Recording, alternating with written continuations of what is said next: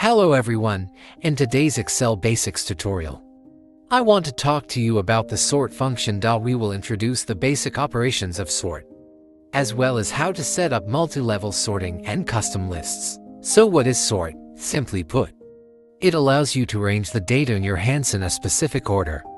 To facilitate our data analysis, there are many data types that can be sorted. The most common being numbers, dates, and letters. Okay. Let's take a look at the sort operations. I'll start with the most basic single column sort. If I want to sort the amounts in the total column from high to low today, I just need to use the Macedo. Click any cell in the total column, for example cell G5, then click Sort and Filter, and select Sort largest to smallest. The data in the table will then be rearranged according to this new rule. Similarly, if I want to sort order number from small to large, I can first click any cell in column A, then click Sort and Filter, and Sort A to Z will do it. For data in other languages, there are corresponding rules. For example, for Chinese data, Excel defaults to sorting by number of strokes. When first learning Excel, we might make a common operational mistake. Let me explain with a simple example. In an exam, Nathan Foley scored 100 points. Alicia Brewer scored 0 points. If I want to sort the score sheet today, in alphabetical order of the students' names, from least to greatest. So, I select both names, then execute Sort and Filter, Sort A to Z.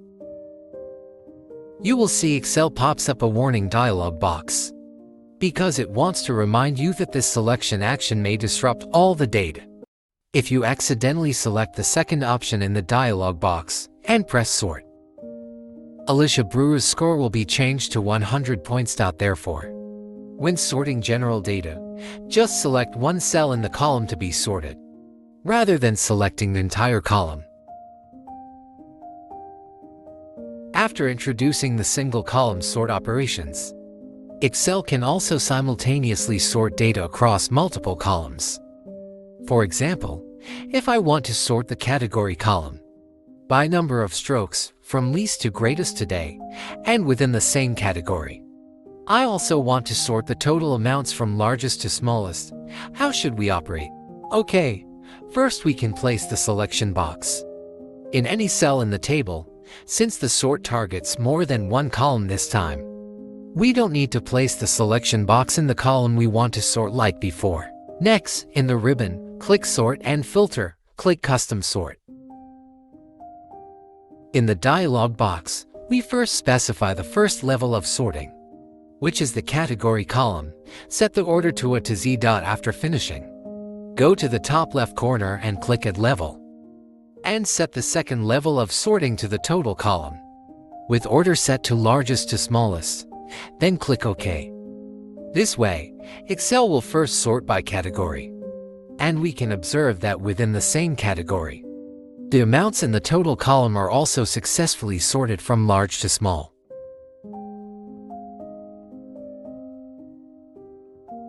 Finally, let's look at Excel's custom list feature. A custom list means Excel can use an order we define to sort data, rather than built-in methods like numeric value or number of strokes. For example, if I want to sort the store column today according to the order Home, Groceries and Marketplace, I can similarly click Sort and Filter in the ribbon Custom Sort. In the dialog box, we specify the column as Shop and set the order to Custom List. This will open a new dialog box where you can create the desired order list in the space on the right. So I type in Home, Groceries and Marketplace, finally click the Add button, and click OK to close the dialog box. This way, the store column data is successfully sorted according to the custom list order. One more thing, in the custom list dialog box just now, you may have noticed Excel has some built-in lists in the left column, like days of the week, months, etc. In fact, these lists can help us enter and sort data. For example, if you just type January into a blank cell and drag the bottom right corner of the cell, Excel can automatically generate titles based on the list content.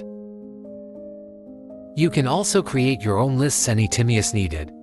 For example, I can enter names of cities in United States, click Add.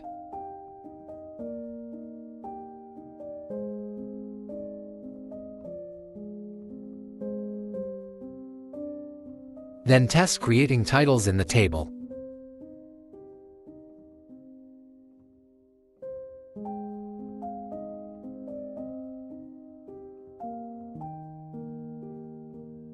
Later, if we want to delete this list, we can select the list and click the Delete button on the right.